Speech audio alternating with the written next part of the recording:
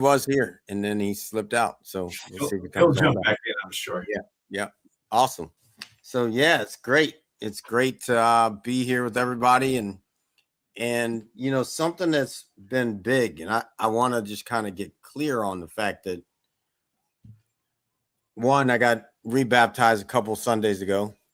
Congratulations. Thank you. I've been to church, and I'd still say no, religion's not going to make you a man. Like, I've been to church the last, I don't know, 3-4 months, whatever it is. And which is interesting because even as I talk to the lead pastor, and he's like, yeah, you know, after the baptism is going to make you a different leader at home. And I just kind of smile, and I'm like, no, it ain't. It's not going to do that. And then he goes, actually, it's not. I already see you're a leader. I already can feel it. I know it just in the response, you know, of no response. And it's interesting to me because as I look at it, it actually can do quite the opposite. It could turn you very passive, take you away from truly living into God, you know, and becoming one with God. So, yeah, I'm just curious as how it lands for you all. Yeah, anyone, go for it. I mean, I guess I can grab the stick first, unless anybody else wants to jump in. You know, I think that you're right. I think it could improve, it could help you, and it could hurt you, because that whole thing of God will provide. You know, I go back to the term that God helps those who help themselves, and we've got to be an active participant in our own salvation, so to speak. Yet sometimes when people lean too much into the religion, they think that all they got to do is pray and everything comes to them, right? Just like law of attraction, you say you will put it out in the universe, but if you don't get up from the couch, you'll never hit the lottery because the lottery ticket isn't going to blow in by the wind through the window and land on your lap.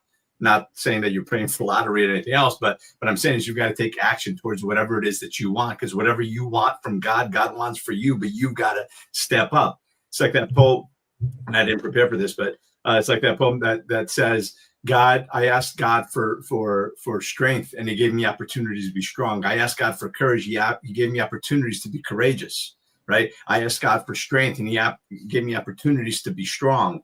You know, all of those things. Right. So it's not just what you ask for, is you've got to lean into it, and you've got to live, you got to walk your walk, and you've got to be an active participant in that. So to your point, yeah, it could help you and help you be a better man. It could also make you more passive, and it could also make you a little indignant, perhaps. It all depends on who who you are as a person and who the leader that's guiding you is as well, because we all know that there's plenty of charlatans out there that claim to be pastors and priests in every religion. Right, there's radicals and nuts in every religion, but I think that for me, I was brought up Catholic. I'm probably more Christian than I am Catholic, but I'm certainly more spiritual than I am anything else. I think that if you live by the golden rule and you believe in a higher power, whoever you choose that to be and what you choose to call him, I think that there's only one God. What everybody chooses to call him by name is their own choice, and however they choose to worship. So that's how I kind of consolidate religion. But I think that it plays a pivotal part in who you are, knowing that there is something beyond you. There's something, an intelligence stronger, and that we didn't just happen by accident, that there is something after this life. And I think that it's important to live your life the way that you want to be remembered, to be an example and not a warning, and do the best you can. Right? Leave this world and everyone you meet, hopefully a little bit better than you found it. Awesome. Appreciate that. I like that, Tony. I like that. And I would piggyback in regards to what you're saying. There's a difference between religion and relationship. Many of us grown up, you know, with religion, but never really developed a true relationship with God or with purpose, or discipline and self-awareness. And as stated, and you stated, it can go both ways. And I have tend to find, based off my experience, I grew up Baptist, Pentecost, Learned about Muslim, Islam, Protestant. And when I got of age, I started doing my own research. And one thing I realized, we often inherit these traditions and not really understanding why we believe these traditions. So when I started doing my research, it gave me a whole new outlook on religion. And we have to embrace it and really look at the historical content of it. Religion is man-made. Now, it does have some, in my opinion, it does have some things in it that plays a factor in regards to relationship with God.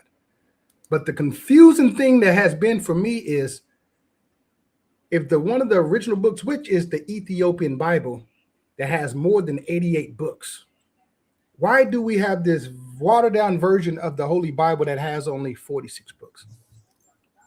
So books that's missing or omitted for whatever reason can change up the whole narrative. And I use it as an analogy. Just imagine everyone, I think, has played the game Monopoly. If you was only given those rules of Monopoly, not knowing there's other rules, it changes up the whole game. So it goes back to religion. Are we using religion for ourselves, or are we actually having a talk and getting more of a relationship with God? And I'm going to just leave it right there. Okay, I'll jump in. I'm going to take a little bit of a different spin on this. Once in a while I do that. So I just want to say that for me, religion is not just beliefs and rituals. It is a meaning system that tells us who we are, what matters, and how we should live. So for men, religion often becomes one of the core scripts and teaches us what it means to be a man. You know, what strength looks like, how we relate to women, how do we handle power, and how do we deal with failure. So I want to take a little different spin on the question and say, the real question really, what kind of man does your faith invite you to be? So I'm going to jump in real quick. Say that question again? The question I have is, what kind of man does your faith invite you to be? Well, my faith has very little to do with religion, because at 3 years old, when I died and went back to the voice and the light, my religion ain't tell me anything about that. Like nothing. I grew up Catholic. It didn't tell me anything about that, let alone, if anything, they kept trying to disconnect me from that. Because I would go to church, and it took me till recently to realize, oh, when I drift into that space between sleep and awake, it's because I go back. My religion ain't tell me anything about that. And it happened in those moments because I felt safe. I was at peace. My religion ain't teach me anything about the real makeup of Sid. And yes, I got baptized again for the 4th time. I've gotten baptized. Well, my grandma, first I got baptized in 1970, born, sprinkled on my head. Then I got baptized again with my grandmom, maybe after my first vision quest. Yep. And then again, when she gave me my native name, He Brings Peace. And then again, recently. And the only one that not that I didn't, like, my grandma wouldn't have been like, Sid, you have to get baptized. But I allowed her to do that. The one that I said, okay, this is mine, I'm doing it, was most recent. I think a man makes his own choices. If your religion was forced upon you because you were born into it, I'm not sure that's helping to be a man. And it's, you go read a Bible, you go read different things, it'll tell you what a man looks like, but says who? The people that enslaved people? Says who? What man said that? And even because I've been studying, like, now I'm somebody that is on a deep dive, and I still question it along the way, because I'm not just going to blindly follow anybody or anything. So I did 52 days of Jesus, studying Jesus for 52 days. It's going to take me 3 years, 3.26 years to finish the Bible, because I will only do a chapter a day so that I can really go look at it. So I'm in 3 different Bibles, one being the Ethiopian Bible, and making sure that, okay, and I'm seeing the differences. Why are there differences? Like, if you only study one, you got one person's forced upon you view of what may or may not be, because why are there differences? Like, to me, a man has the ability to sit back and research and ingest without reaction, and then steps into what's next. And then also, I'd say a man, really at this level of the man that I am, is okay not knowing. I know I don't know. So I'm doing the research. I'm not trying to force any of my dogma onto others. Yeah, that's what comes up. Go ahead. So if I can just add to that, I think, and this will kind of tie in what you said and a little bit of what Dr. Vibe said, is that religion is man-made. The books are all written by man, although they may have been inspired and guided by the divine, by the apostles, and pieces of it were written by this. But then they were also translated into translation in many different ways to accommodate the different religions that exist out there. There continues to be rewritten. That's why, heck, there's really Catholicism started, it was belief in God, belief in Jesus. And then as the fragmentation goes, by the way, based on power, politics, and money, because, there's only, and I'll just kind of jump in with this and say that there's only one reason that Catholic priests don't get married, is because probably in the, 400 or 500 years ago, 600 years ago, whatever it was, the priest had just as much power, however long ago. It wasn't from inception, however long ago it was, right. 4, 5, 6, 7, doesn't matter. From inception, they were getting married, yet when they would have kids, because they were so powerful, if somebody didn't have kids, or even if they did, and they've done a lot of bad shit, or they were dying, whatever, they'd go to the priest and say, listen, express pathway to heaven, please. I know you have a cell number, quote unquote, right? You've got the express pathway. I will leave you everything. Please give me an express path to heaven, or forgive me of my sins, or whatever it is. And they would leave the priest all of their wealth, cash, properties, all of it, land, everything. And then when the priest died, those things went to the children. Well, guess what? The Catholic Church says, wait, hold on. That's not going to happen. You're no longer allowed to be married. You're married to the Catholic Church. You can use all of those things while you're alive, but once you die, it all reverts back to the church. That's why the Catholic Church is still one of the wealthiest entities in the world. So we have to remember that. So starting there.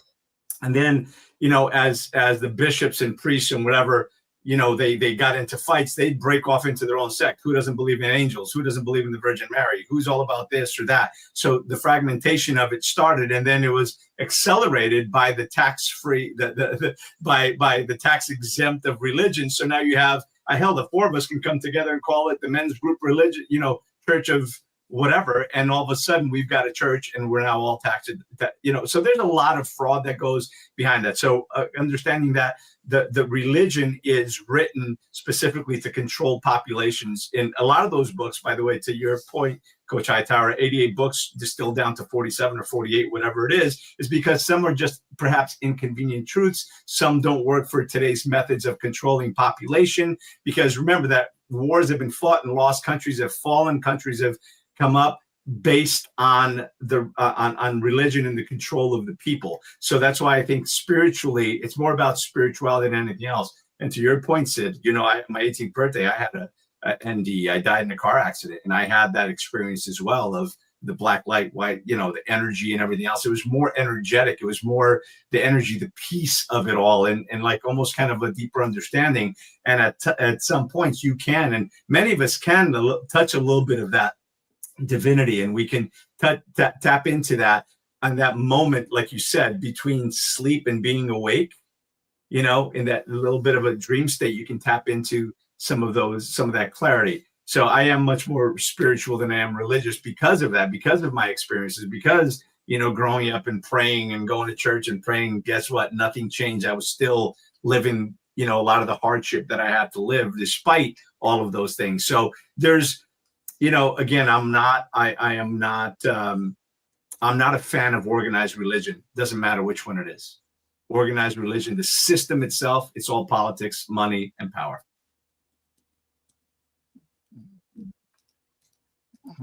It is. And it's actually a form of control. And I think we all can agree as partners, men, that religion is made into control. I heard something came up in regards to slavery. And I'm not for sure if you all recall, but there were many movies that talks about that. And one of the latest ones that stood out for me was in 2016, they came out with The Birth of a Nation. And The Birth of a Nation, it was directed and starred by Nate Parker, but Nat Turner was actually built around the enslaved pastor who led the 1831 slave rebellion. However, he was forced to preach what the slave master wanted him to preach. And actually going to Africa, tracing my lineage and going there and seeing how they had the church on the island where they was actually kidnapping the slaves, making them go to church. And it goes back to programming.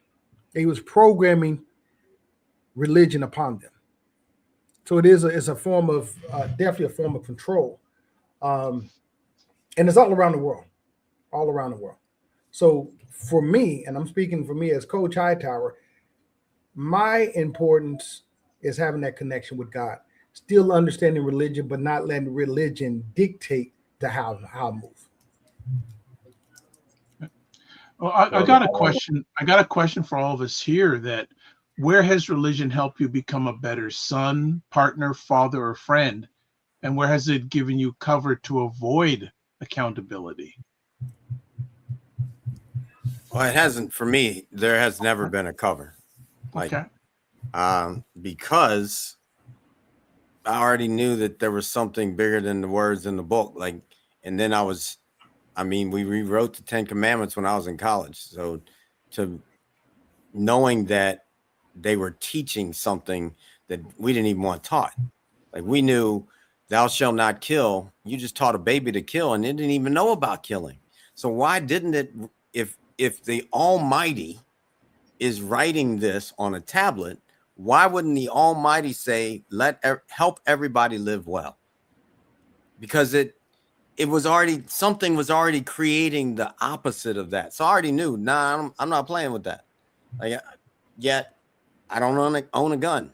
And I've lived in state after state after state where guns are legal. Never owned a gun because I didn't want to be that person. I wanted to help people live well. That's my own choice. Ain't got nothing to do with the books that have been put in front of me. And yet I will say, like I said, 2 weeks ago, got rebaptized. The commitment in my heart, especially after he said, Sid, you baptize your wife. After I did that, it elevated everything about our relationship. It was just like, even though we have an absolute dream relationship, I dreamt of this relationship I have with Liz. And 2 weeks ago when I did that, it was like, nah, it's a whole nother level. So I think it can do that, but it wasn't about the act. You can watch the video and you can go watch a bunch of other people's videos and because it was 2,552 of us that got baptized that day in the ocean. So 14,000 people showed up. It was a big deal. So there were people there that came out with raw, yeah. And I watched it and I was like, damn, did I do that? Because I don't remember doing that. So I went back and watched my video and I'm like, oh, hold up. I just came out like yeah, I felt it. It was real. So then when I baptized Liz and she came out, it was just, I embrace you like bone of my bone, like real in Genesis. If you don't know that, go look it up. But bone of my bone, like this became a whole different level. But that's on me.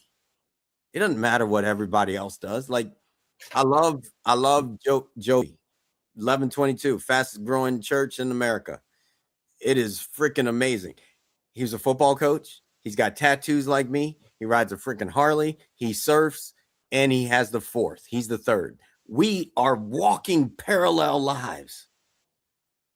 So we are just getting closer. I'm getting closer, and so is he, or we wouldn't have seen each other's reflection like that. And if he didn't really notice who I was, it's not his. I'll keep going, because we are reflecting off of everybody all the time. And so all the things that I've learned outside of my religion have allowed me to come full circle to dive deeper into my religion. But I had to go on that journey, and not everybody's journey is going to look the same.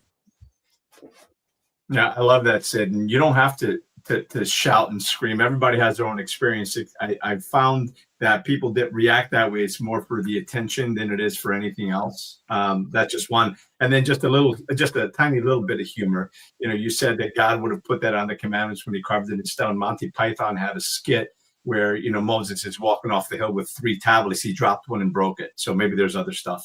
Anyway, so that's just a little bit of humor there. But going back to what we were talking about, I agree with Sid. There is no cover. You know, I'm not going to use religion as an excuse for having done something. If anything, maybe not done something, right? I haven't done something wrong because I believe that that's a wrong thing. So if that would be a cover, so to speak, but that's not a cover. That's just the way it is. I don't think I've ever done anything wrong and hid behind the Bible or the religion to have done what I did, and again, there are some religions that do that, right? That they do bad shit in the name of whatever. And that's not to say that the Catholics and the Christians haven't done that in the past as well, but that's the ignorance of the person, not of the book, so to speak. Again, some religions are more peaceful than others. We're not going to get into that unless you guys want to.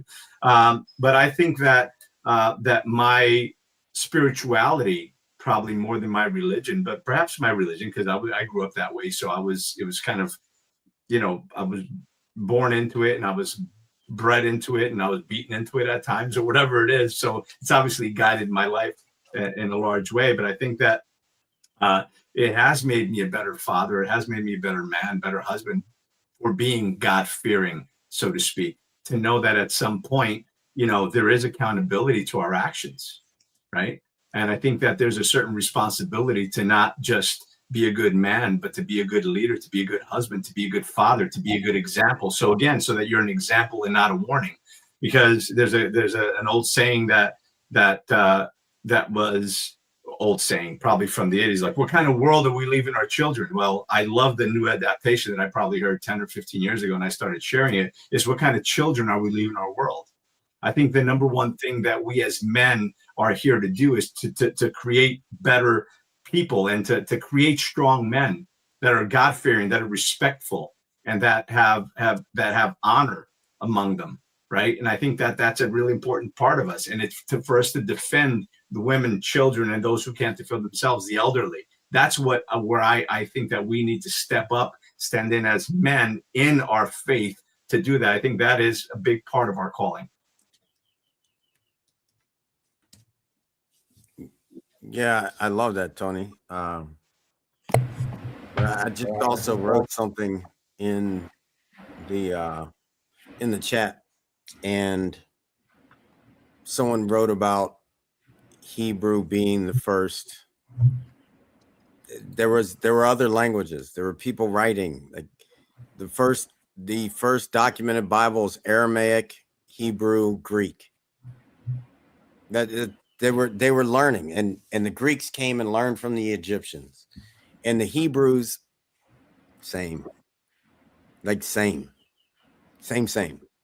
So I've been looking I got a buddy that's been studying the Torah for 30, now I think it's 35 years in a cave from 6 a.m. to 12 in Jerusalem. I talk to him all the time. Heard the missiles flying overhead during the Gaza stuff, and pop. And he's like, nah, like, people say, aren't you worried? Don't you want to come back to Boston? He's like, no, I can be sitting in Boston and drinking my coffee, and Boston ain't any safer. But he knew the missiles, everything. We talk all the time. He's one of the guys that we sent when we should have been studying, rewriting the 10 Commandments. And so we talk, and what's interesting, because I called him one day and was like, Chuck, man, hey, is that Torah? Is that the original? He's like, no. He's He said the closest I've gotten, because we started going down the rabbit hole, the closest he's gotten is the Ethiopian Bible. He said the Ethiopians have the original. And he's been studying it in the cave for 35 years. Most people aren't that dedicated to this thing they call their playbook. Here's one. I got this playbook and I got the Bible. Quantum Sutras of Quantum Living. I got that one. It's my playbook. You aren't going to move me out of it. And I've gotten to a point where I want to know the Bible so well, you won't move me because I put God first. I don't care what a man says. I don't care what the religion they talk about. If they aren't modeling what I want to become, then I ain't interested. Like that's man to me. Like I will say 1122, you can look it up. This cat, he looks older than I am. He doesn't even know I got him by a few years, but he's living it. And he's like, if I stand up here and deliver this for you, on Judgment Day, I will be judged harder than you because of the words he's pouring out to people. He has to live it. And that's what's ignited me, like on another level, to be different from my wife, to be different from my neighbors, to be different, period. Always in me is because I know as I choose to put God first, I'm judging myself harder. That's where this whole thing kind of hits for me. Like, yeah, I'm gonna pause there. I like that said, because when you know, you know. And at the end of the day, man, religion should not divide us, especially if you're becoming a better man. No matter if you're Protestant, Baptist, Catholic, Muslim, whatever your denomination is. The real question should be, are you becoming more disciplined? Are you becoming more connected with God? Are you becoming more loving, more responsible, more accountable? That's the real thing. Because real faith, it's going to guide you to your transformation.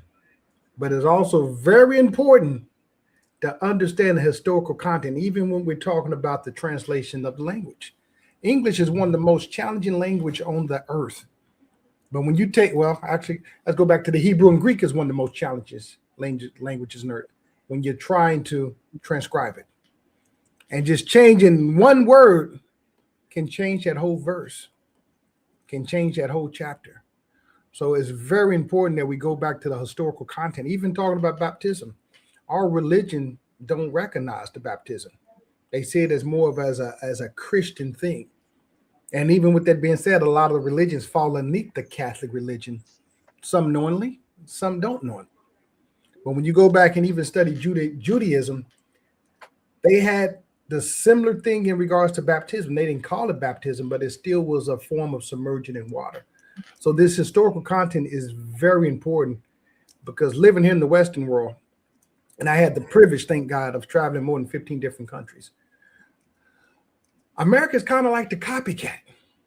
They can take things, reinvent it, and resell it to you and don't understand the actual true intent of it. Even the foods here. We have pretty much adopted all the food from across the world and kind of made it ours. I remember my first experience in going to actually France last year with my wife. Never cared for tiramisu until I went there and had tiramisu there. Completely different. Even with some of the religion and some of the fraternities and sororities, and even some of the secret societies that we practice here. Are we really practicing it the right way? Or are we just copycatting? And you can look at it with our television channels. I think one of our biggest shows is America's Got Talent. That was actually created over in Britain and resold. So a lot of things here in the Western world is duplicated. Also, it's very important that we understand the historical content, because once again, religion is another form of control. And here in America, man, we're good at propaganda and marketing. By the way, tiramisu is Italian, not French, just for the record. So they copied it from the Italians. For the record, and I'm not Italian. I'm just saying. And to your point, you're right. Religion shouldn't divide us, except the hierarchy of the religion, of many religions, do want to separate us by that. The top of the Jewish religion, it's very much about either you're Jewish, we're the chosen people, or you're whatever. So, and I'm not talking about the your Jewish neighbor, your Jewish friend. I'm talking about the hierarchy of it. And those who are really radicals, by the way, a radical of any religion is a freaking whack job in my book. Doesn't matter which religion you're at, Christian, Catholic, Jewish, Muslim, whatever it is. I think the radical of any radical on one extreme or another is a nut job. So I think that like I said, in the Jewish religion, you're either the chosen one or you're not. And everybody else is the goyim or whatever the heck they call them. In the Muslim religion, we're not even going to get into that. They do preach violence in a lot of ways, and either you're with us or you're going to pay us for safety, or we're going to kill you. So that's not a religion of peace. And you know what? Maybe somebody can come on here and explain it to me a little bit differently. But from what I've read, from what I've seen, from what I know, this is what I know. And again, I have lots of friends that are Muslim, and they're not violent people, and I love them. Yet I'm not going to go to a Muslim country and try to embrace everyone, because I know they're not going to embrace me. And there's a whole political aspect of it in Europe here, things that are happening that are really disrupting, society, and a lot of the takeovers that are happening. They are takeovers, whether, again, not to get into politics of it, but we all know that this is happening. If you don't, by the way, not you guys, but anyone who's listening, if you don't think that that's happening, you need to really kind of open your eyes. As a matter of fact, somebody in the chat that happened to be Muslim said, including my religion, that they preach that. So again, there are differences, and I do think that it should unite us more than divide us. And it's like I said in the beginning, the way I reconcile all religions is there is one God. Wherever you choose to call him is what you choose to call him, because a chair in English is chair, in Portuguese it's a cadeira, in Spanish it's cadena, and in French it's a chaise. It's a different name, but it's still the same thing, right? So that's how I choose to reconcile things. And I do believe that there is one God, and I don't know what his name is. I have my version of it, but do I know that I'm right or wrong? I just know that it's an energy, it's a wisdom, it's something much bigger and higher than all of us, right? And you got to respect and honor that. And the only religion that I don't really respect is atheism, because if you think that there's nothing out there, nothing that created this, then I'm sorry, but you need to think about it. That's like believing that a dictionary came about because of an explosion in a letter factory. No, that shit didn't come together, right? The miracle of life. Everywhere you look, life is a miracle. Look around you. Go outside. Just see the little insects and how everything works synergistically. Look at a beehive. Because Sid knows I'm a beekeeper, and I'm really big on that. And just understanding, looking at a hive and how the hierarchy of it all works, and the magic and of just watching that and seeing nature play out, and everything that comes out of a beehive that can help us as humans and help. It's amazing. So none of this happened by accident. Whatever that engineer, that science, whatever you want to call, in the sky, or wherever in the ether, or whatever you want to believe. I believe that there's certainly a higher power, and none of this happened by accident. And I want to add something to that before Dr. Vibe come in. And what he said, Tony, you said you don't want to get into politics, but I must ask this panel. Oh, I go in all the time, by the way. It's not that I don't want to. Sid knows I'm all about it. I just, because of this platform, I wouldn't jump into it personally. But okay, and I want to ask this platform: is politics and religion, are they really separated? Not really. really. Be a separate church and state, Nope. but is it separate? And less today than ever before. So we have to talk politics. Or politics and religion is what's driving this thing. If so, we wouldn't even follow the Pope the way we follow the Pope. But the Pope actually helps make political decisions, even though it's supposed to be separation of church and state. It's not. So we can't just say we can't talk about politics, because it's in the devil's in the detail. Yeah, and the guy the Pope that's there now is a freaking joke. Of course, he came from Chicago, but he's a joke. He stays silent when Christians and Catholics are being slaughtered in other countries, but then he jumps in and says that America needs to open its borders. Screw you, sir. I said it out loud. That can be argued both ways. We're murdering and slaughtering here in the Western world. So, you're right. Again, a lot of atrocities have been committed by every religion on the planet, except maybe Buddhism, but who knows? I don't know enough about it. But atrocities have been committed by the sheiks, by this, by you name it. Atrocities have been committed by it. Well, hopefully, evolving as a society, evolving as humanity, to be able to maybe better understand and have a little bit more respect. But again, unfortunately, the people that don't listen, I'll just say this politically. I'll say it this way: you move to any country, you should assimilate and integrate into that culture, not change that culture to wherever hellstorm you came from, because you left for a reason. So you should assimilate or stay where you are. Bottom line. And I don't agree with this Pope, because he says nothing when Christians are being slaughtered by the thousands in Africa and in different places. And by the way, Christians are not treated well by a lot of the Jews in Israel either. So let's like kind of put that out there. Again, a lot of friends that are Jews, and I have no problem with the religion. I have a problem with the radicals of any religion. The reality of it is, there's people that are not compatible with our societies, with the Western world. And there's been and here's your political statement. There's been a non-military invasion of Europe for the last 15 to 20 years, where Europe fought for thousands of years. The Crusades, by the way, weren't against one religion or another. It was started to stop the slaughter of Christians and Catholics around the world by the Muslim religion. So let's just remember that. And historically, that's the reality. So while Europe fought that invasion off for centuries, now they've not only invited them in, they're paying for them to come in. And we're doing the same thing here in the West, in the United States. May not be a politically appreciated stance and position, but that's history.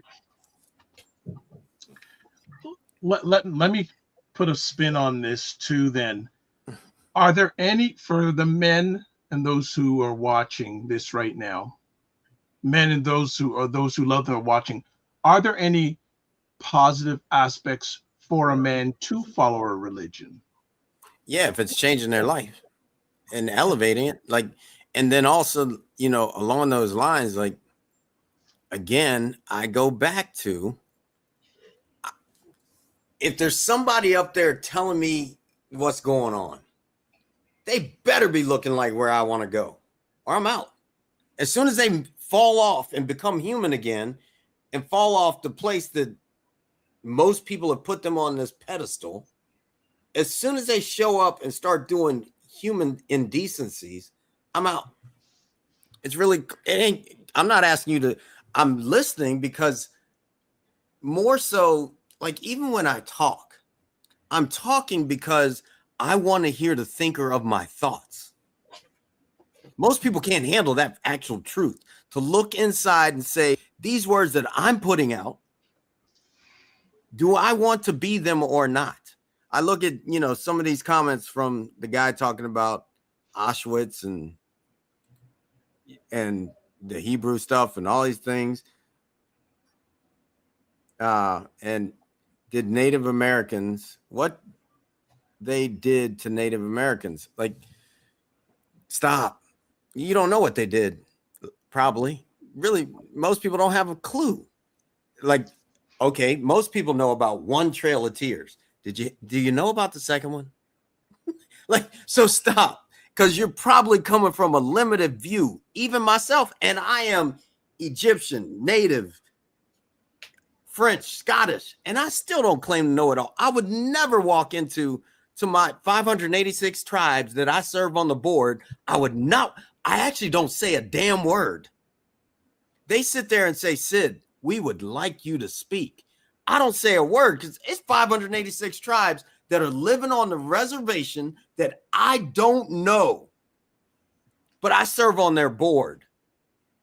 Stop thinking you know anything. As soon as you think you know something, you just cut off the universe. Because none of us know. We know at max. Can you even see it? The tip of the pen? I don't even know if we know that much. I don't think we do. You've heard me say this before, Sid. The only thing I really know is that I don't know what I don't know. That's all I really know. Because keep in mind that what we know today, or what we think we know, we were taught by a system that was programming, to Coach Hightower's point. So we're told what we're told, and we don't know what's actually true, what's not. We don't know how many people actually died. We don't know what really happened, because we're only hearing a one-sided perspective. Hell, you have revisionist history happening in the last 10, 15, 20 years, everybody trying to change everything and the way things are done.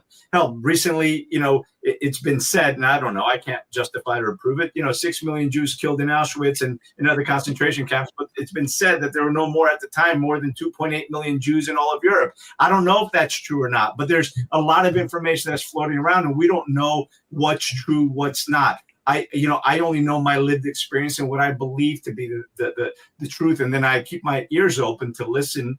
And because a sign of intelligence is being able to change your opinion when presented with new evidence. Of course, that evidence may or may not be true. It may or may not come from a good source. And by the way, you can look up whatever you want on the internet. If you're a flat earther, you believe in flat earther, you look it up, you're going to find articles and things that are going to prove that the earth is flat. You're going to go to other places, say the earth isn't flat, you're an idiot. You're going to go to other places that you're going to see the proof that it is, and you can see the curvature of the earth. If you're high enough and if you're on Everest, or if you're high enough in an airplane, you can actually see the curvature of the earth. So you know it's not flat, or I don't believe it's flat. But my point is, whatever your opinion is, you can find justification for it on the internet. So don't come to me as an internet researcher and tell me, oh, but I found this. Okay, that's fine. But the reality of it is, we don't really know what is true if we didn't experience it. We weren't here 400 or 500 years ago, 300 years ago. And well, I can tell you that I have experienced the power of Jesus Christ. Like I just have. Like I've experienced it in the water. I'm comfortable saying that. Well, I know it was my imaginary friend at 3.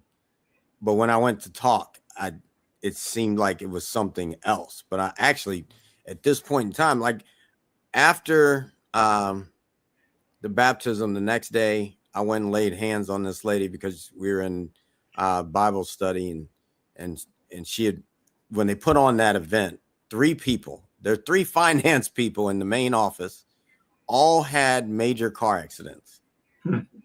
Like, why? I don't know. But they said every time they ever do anything on that magnitude, a whole group of people in their church get sick, or in this case, it was the accident. And I laid hands on her and said, all right, yeah, Jesus, come on through.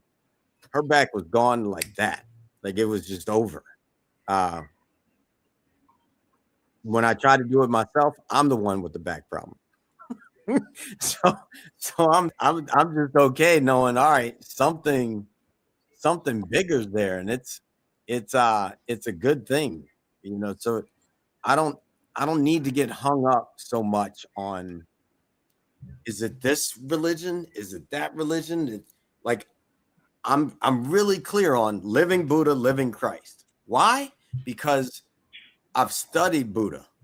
I actually have his original book written not in Hebrew, in Sanskrit, on animal skins. Like I've seen it, I've held it, it's right behind my house.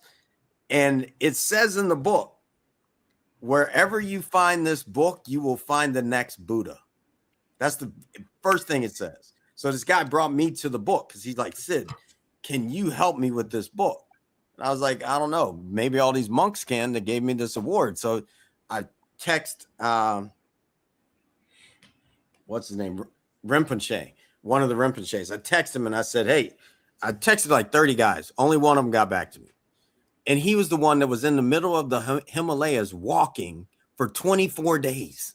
He had walked 24 days into the Himalayas, no Wi-Fi possible, and says, Sid, how did you get a hold of me? I don't know. What do you mean? Like, I'm thinking, well, you're in Tibet. We're good. I texted you. That's how I got a hold of you. He's like, no, I don't have Wi-Fi. How are you talking to me?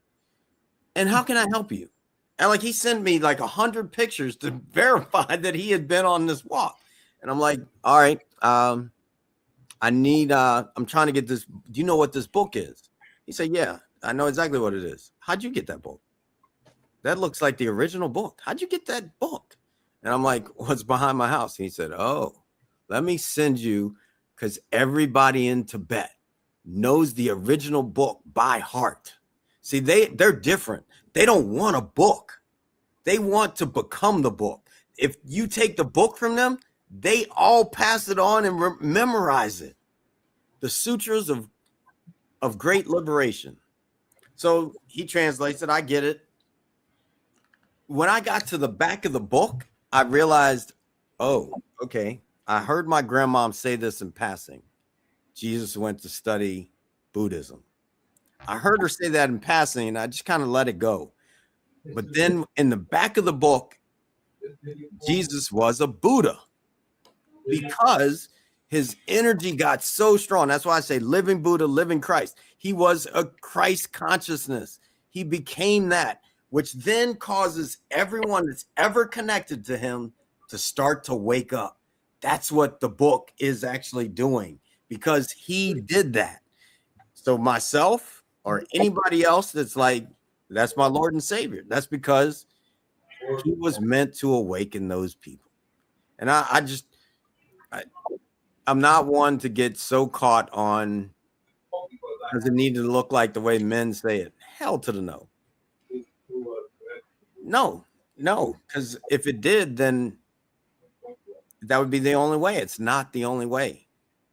Even though he says, I am the way. But when he says, I am the way, most people are not recognizing what that really means. And I'm not even going to say it here on this thing, because when he says, I am the way, if you know the depth of what this is, how to live it, not what to live, how to live it. If you know what that is, you'd be saying it all the time, and you'd become the way. Yeah. Like that's now, real. I like that. And I like to add to what both you gentlemen stated, Tony and Sid, in regards to not knowing everything. I had the pleasure of learning from the late great Dr. Sabi's family. And one thing that Dr. Sabi said is you will constantly contradict yourself the more you learn. And the more I start to unravel things and start to learn things, it is a contradiction. For example, people will ask me, is broccoli good to eat? Well, that can be very subjective. It just depends on where you're at in your journey and where you're in your life and how do you view things. But you will constantly contradict yourself. Sid, I want to just acknowledge you, man, for having such humbleness. As you said, you was with more than 500 different nations when it comes to the Indian tribe that has been dropped down to only 12 civilized tribes. But there were hundreds that's not even talked about. Hundreds that had different dialects. They had different way of doing things. But we condensed it to 12 civilized tribes, so this is what we're giving you. No, there's so much out here that we're unaware of. And also remembering a lot of things you're not going to find in the books. A lot of things wasn't meant to be written. So just keep that in mind. Everything you're not going to find on the internet, you're not going to find in the books. And I actually learned this as a medical advisor in Iraq when I was over there in the Middle East. My interpreter had shared with me the way they keep things going in their family. They tell stories, but they also talks about the historical content. And when you have generations like that, it's different. Even in the Egyptian culture, before they even get married, they have to go back 100 years and making sure they're understanding their lineage before they even get the blessings from the elders to marry. So there's a lot of things that takes place with this that we may not be aware of, because in the Western world, we have our own way of doing things. But I love what you gentlemen stated. We don't know everything. There's so much that we don't know. And it's something you said, and I've heard it this way as well, is the more you learn, the more you realize that there's so much to learn and you can never learn everything, right? And I honor you, Sid, for serving around that Tribe of 500. One of the things that's important to dispel is everybody thinks, all the people that say, "Oh, I invaded the country," everybody has this idea that all those 500 tribes lived peacefully and it was this utopian society. No, man, it was violence. It was takeovers of areas and fighting over territories and everything else. That's just the way of the world. And again, I just hope that as we evolve as a civilization, that we kind of walk away from that. And that's why that's the biggest threat that we're facing today, is that, the Western world is shaking right now because of a lot of the instability that's coming from people that don't share the same cultures, that don't share the same belief systems and everything else. And again, it's an important thing to pay attention to. And we need to be strong in that, because the enemy right now is strong. Just like to say the enemy of good is evil and the evil is strong. Well, we have to be strong, right? In our faith, in our courage, in our in our conviction, in our patriotism. We need to stand strong and not fold because somebody's feelings got hurt. And that's an important point, because we can't run a nation, we can't run a household, we can't run a business based on emotions alone. And that's what we've been doing. And that's a problem. That's why we need strong leaders, strong men, strong women leading the way, leading the fight. And we need to stand as strong men to be those leaders. All right, let's wrap it up. Anybody else have anything they want to add? Yeah, I'll make it short and sweet. I just want to say that if religion means anything to being a man, it should show up on how we love, how we listen, how we handle power, and how we treat those with less power than us. I'm complete. I'm going to close it with this. Coach, you got anything? Man, I always tell people, continue to strive to be the best version of yourself. And that's actually understanding who you are, where you come from, and actually understanding what we are. If I can jump in for 10 more seconds, I think I want to add based on what was shared in the last few moments. One of my mottos is, the more I know, the more I need to know. Yeah, I'll go back to this. Why am I studying all these Bibles? Well, one, Thomas Jefferson did it. When he was in the Oval Office, Thomas Jefferson had every deity of every god ever in the Oval Office. And he laid out all of the scripts, all of the old ancient texts. He laid them out. He was a theologian, and he studied them. Let me see. Yep, I have it right here. When I went and toured his house, Liz and I bought his original works. They took his papers and put them in his Bible. I honored that person the way he was being, and it's interesting that there was a book that Krishna Das told me to go find. It was Thomas Jefferson's book. This is way back. They had taken his when he first put it together. They took all of his things, put it in a book. He gave it to his family. His family had it. If you go to Thomas Jefferson's place in Charleston, Virginia, or Chesterton, Virginia, whatever it is, you go to his place, they still operate. They have somebody that wears a costume and dresses up like Thomas Jefferson, and that guy is hired for the rest of his life to do that. And then when he's gone, they will find another one. So they operate in the same way. It's a wild experience. He talks just like the guy's talking about his wife, the whole thing. But what's amazing about it is he went through and he said, okay, what are the dates? Where do they all line up? Where are the dates? Where are they happening? And then he went back and he said, okay, there was someone. You can go look at in the American Indian culture, there is what's called the peacemaker. Well, guess what? If you go look up the peacemaker, you can go do it yourself. When you go look up the peacemaker, you will find the story of Christ.